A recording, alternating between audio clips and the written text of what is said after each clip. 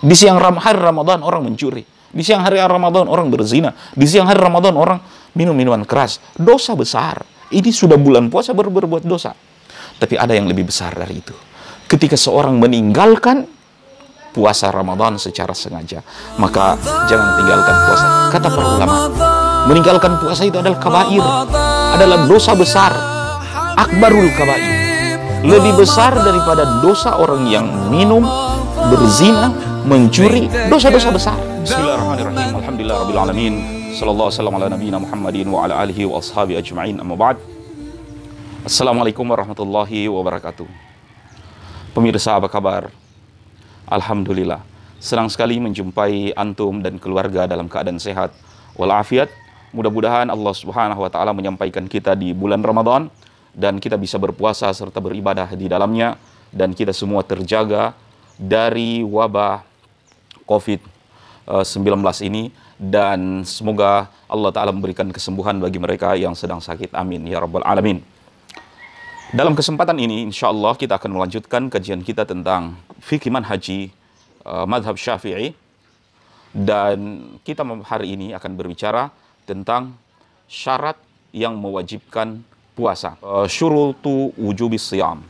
Sebelum kita membahas tentang syarat, yang disebut dengan syarat adalah sesuatu yang wajib adanya, wujubuhul wujub. Dalam mendaftar masuk sekolah atau pegawai negeri ataupun perguruan tinggi, kadangkala tertulis syarat pendaftaran: KTP, akte lahir, ijazah. Ini disebut syarat. Dalam arti, kalau disebut syarat, tidak boleh kurang. Maka seorang tidak akan mungkin mendaftar masuk sekolah cuma ada ijazah dan akte lahir, sementara KTP atau pas foto tidak ada. Atau datang mendaftar hanya membawa pas foto. Ketiga-tiganya harus, karena disebut dengan syarat. Demikian juga dalam ibadah puasa. Ada beberapa syarat wajib yang harus diadakan, menjamin puasa itu sah. Jadi syarat itu adalah yang menjamin sahnya puasa. Langsung saja yang pertama, al-Islam. Syarat puasa itu diterima oleh Allah Subhanahu wa taala adalah Islam. Maka puasa ini tidak diwajibkan bagi orang-orang kafir. Walaupun orang-orang kafir tersebut, mereka terkena kewajiban ataupun panggilan ayat puasa. Ya ayyuhalladzina amanu kutiba alaikumus shiyam. Kewajiban puasa memang wajib bagi orang-orang yang beriman. Apakah orang kafir tidak diwajibkan puasa? Sebenarnya mereka kena kewajiban ini karena syariat ini untuk seluruh manusia. Namun andaikan mereka pun berpuasa, puasa mereka tidak sah. Sebab syarat keislamannya yang belum mereka penuhi. Dan ini adalah hukuman bagi orang-orang yang kufur ataupun membangkang terhadap perintah Allah Subhanahu wa taala ataupun kufur kepada Allah Subhanahu wa taala, bahwa apapun kesolehan yang mereka lakukan. Orang-orang kafir mau berpuasa, mau sholat, mau zakat, berbuat baik kepada kedua orang tua, kepada tetangga, bersilaturahim dan seterusnya, pahalanya akan tertahan. Kenapa? Karena wa may yabtaghi ghairal islam madina fala yuqbal minhu. Siapa yang beramal, siapa yang mencari jalan, siapa yang beribadah kepada selain Islam, fala yuqbal minhu, maka jalan yang dia pilih itu tidak akan diterima. Wa huwa fil akhirati minal khasirin. Nah, agar puasa tidak sia-sia, seorang harus masuk ke dalam Islam, udkhulu fis silmi kaffah.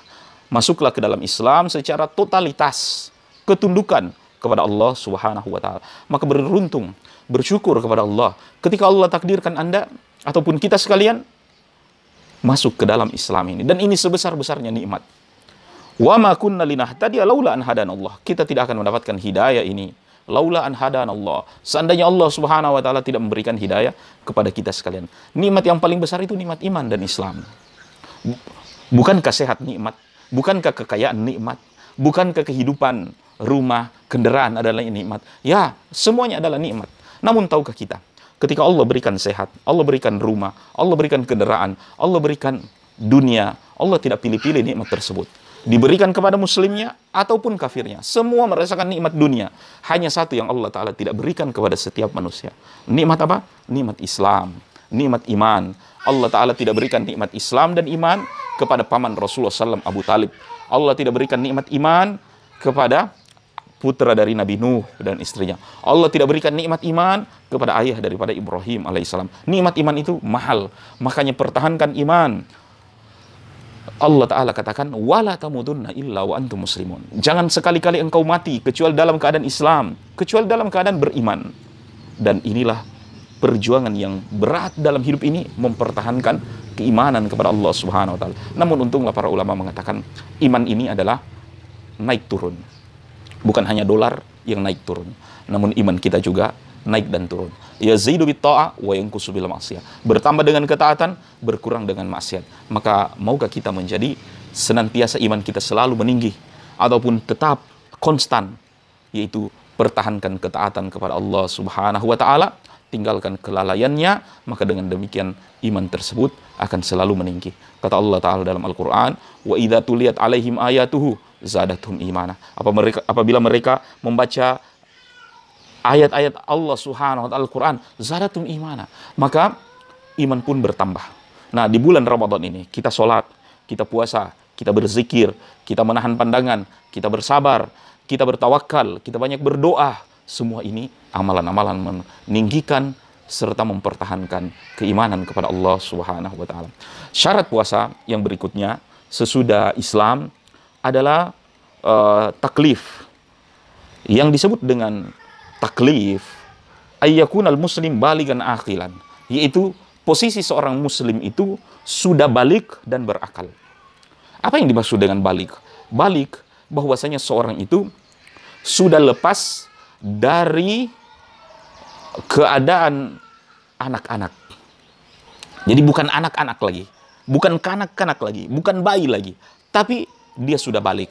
Balik adalah dia sudah berakal, sudah mampu berpikir, sudah diberikan kepahaman oleh Allah Subhanahu wa Ta'ala. Dan dewasa ataupun balik dalam Islam bukan 17 tahun ke atas, bukan dihitung dari umurnya, namun dilihat dari tanda-tanda balik tersebut. Secara fisik, laki-laki dan perempuan ketika tumbuh bulu ataupun rambut di tempat yang tadinya tidak memiliki bulu ataupun rambut. Semacam tadinya belum ada kumis, janggut, bulu ketiak. Apabila telah tumbuh, maka berarti dia telah balik. Dalam segi kehidupan juga, laki-laki mimpi basah, baru kemudian wanita didatangi haid dan seterusnya. Ini semua menunjukkan bahwa seorang telah balik. Dan ketika telah balik, wajib untuk puasa ini. Ya. Maka syarat puasa yang kedua adalah taklif, itu balik. Dan kemudian yang kedua berakal. Berakal dalam arti tidak gila. Bukan dalam keadaan gila ataupun miring otaknya. Makanya agama ini adalah agama yang waras. Karena diberikan kewajibannya kepada orang-orang yang waras. Nah, orang-orang yang tidak mau beribadah kepada Allah, sengaja melalaikannya, ataupun tidak mau berpuasa, hanya ada satu alasannya. Apa? Ketika mereka gila. Makanya ketika Anda tidak gila, kenapa Anda tidak puasa? Beban kewajiban ini kepada orang yang balik, kepada orang yang berakal, kepada orang Islam. Dan semua ini kita memiliki syarat-syarat ini. Kenapa tidak digugurkan kewajiban ini dengan segera menjalankan kewajiban ini? Sungguh, kata para ulama, meninggalkan puasa secara sengaja itu dosa besar. Hadis yang menerangkan bahwa orang yang meninggalkan puasa secara sengaja tidak akan mampu menahan ataupun membayar puasanya walau kana ayyasumad dahar, walaupun dia berpuasa seumur hidup. Hadis tersebut dihukumi dhaif oleh para ulama. Jadi kita tidak akan mendalilkan. Namun kata para ulama, meninggalkan puasa itu adalah kabair, adalah dosa besar, akbarul kabair. Lebih besar daripada dosa orang yang minum, berzina, mencuri, dosa-dosa besar. Di siang hari Ramadan orang mencuri, di siang hari Ramadan orang berzina, di siang hari Ramadan orang minum minuman keras. Dosa besar. Ini sudah bulan puasa berbuat dosa. Tapi ada yang lebih besar dari itu.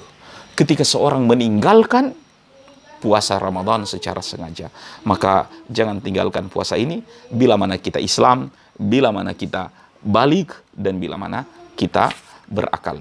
Dan pembahasan kita di waktu yang akan datang insya Allah Satu di antara syarat sahnya puasa adalah al-khulu minal a'dzaril mani'a minas shaum ya wal a'dzaril mubah. Seseorang itu tidak dihinggapi uzur yang menghalangi dia untuk puasa. Insya Allah akan kita bahas dalam serial akan datang. Tetaplah bersama kami dalam kajian fikih manhaji. Allahumma barik lana Ramadan. Subhanakallahumma bihamdika asyhadu an la ilaha illa anta astaghfiruka wa atubu ilaik. Assalamualaikum warahmatullahi wabarakatuh. La tanqadi anta lirruhi dawa Ramadan